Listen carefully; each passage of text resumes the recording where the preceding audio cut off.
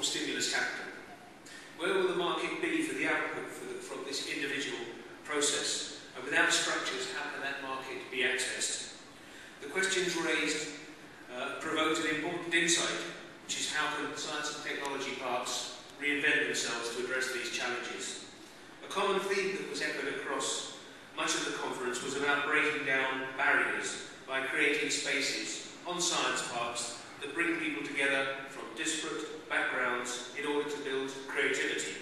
Examples of these were drawn from a number of parks, including some in Finland, Germany, Japan, and GSK's own initiative at their UK R&D facility.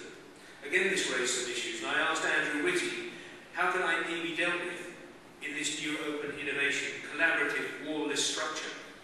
Valuable answers were master IP agreements, and common cause could be pursued to find, for example, therapeutic molecules that IP protects target diseases.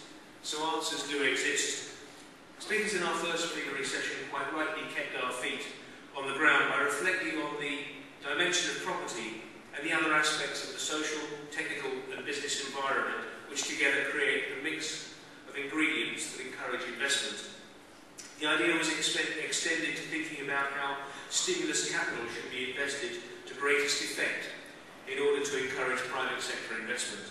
We heard how in Spain, the capital region has invested heavily in physical structures in order to leverage benefits from 14 universities and 79 hospitals. But for investments which do not have the same degree of certainty behind them, from other speakers reported on analytical tools that use micro and macro indices to help investors of both government and private sector funds and those defining government policy to guide their decision.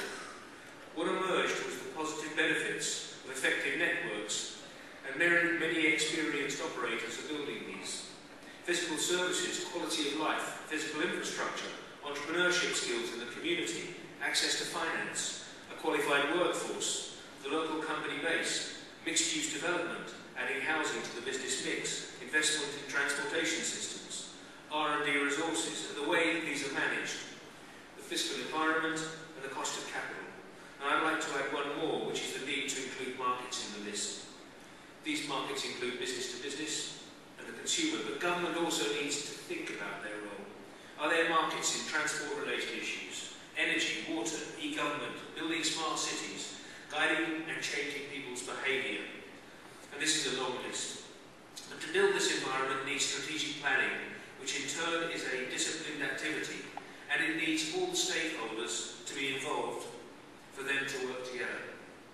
One of the constant themes of the conference was that all the regions involved in the competitive business of science parks need to make an objective assessment of where they are, where they want to be, how can they get there, the barriers they face, the resources they need, and when will they know that they have arrived. But the strongest message has been that science and technology parks can play the critical role of leadership in answering these questions and building this environment and helping to direct intervention as a valuable investment. We've heard of many examples from across the globe of where the leadership puts science and technology parks as flagships for change and leadership in aligning resources to make this happen. The scale and context of some of the intervention was discussed by Pete Engardio at one of the media lunches. His experience related to the level of intervention which occurred in Singapore and South Korea in the 1990s, and today in other Asian countries, that has driven the statistics reported by Robert Atkinson that show a flagging performance of countries where, for example, industrial policy, targets for output of knowledge workers, tax breaks for corporations, and aggressive intervention spending that could not be afforded by corporations alone are taking place or are being promulgated by government. Pete also raised the question of where do the companies we're nurturing and incubating with our own government spend expect to go to manufacture? The global market brings the answer of offshore. And when it comes to ownership, the exit route for VCs is anybody can buy us. So venture capital is not nationalistic.